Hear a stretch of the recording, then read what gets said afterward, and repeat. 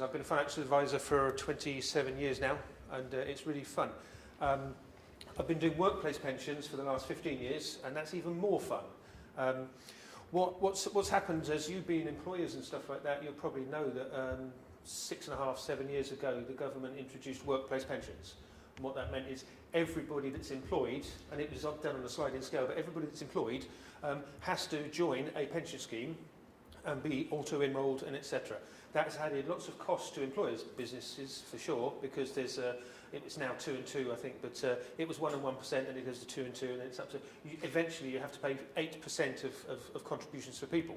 And I've been running with this for a while, and I do a number of group pension schemes up and down the country.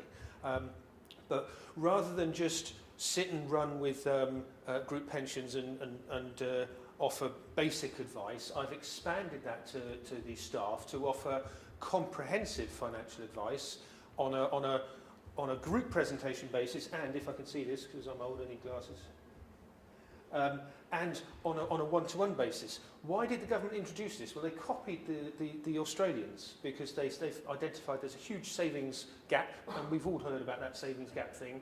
They quantify in terms of lots of noughts and noughts and noughts, but we don't really know what it is. But what it is yes, we're short.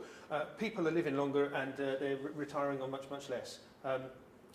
This is me and offering with 15 years in the workplace and pensions, but I want to get to this slide here, which is the key and the core of my business.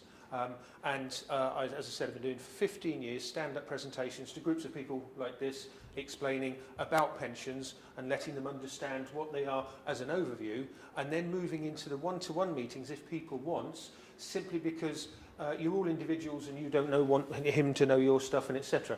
And when I sit down with people, it helps them actually understand what they've got, and more importantly, through time, what they're going to get. Because we've moved or are moving from a final salary basis where that lucky generation, I was one of them with the Prue early doors, you've got a defined benefit scheme, so you know what you're going to retire on. You get a statement every year and you go, yes please, thanks very much indeed. Whereas now we're in a DC or a defined contribution basis, and that's just you're saving into a pot and the employer saves into a pot, and you don't know what that's going to produce, you don't know what you're going to get. And so real financial advice sitting down on a one-to-one basis is so much more important now.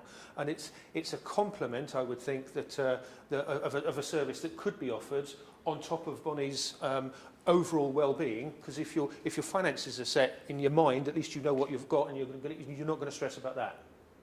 Okay, so that's where my opportunity or service could complement.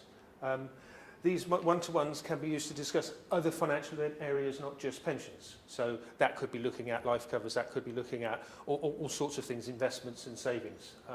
And as I said, I've been doing this for so long, I've found most HR people and directors of companies are pleased with the service I offer, because the staff are happier about their pensions and what they're getting, and they have a bigger level of understanding.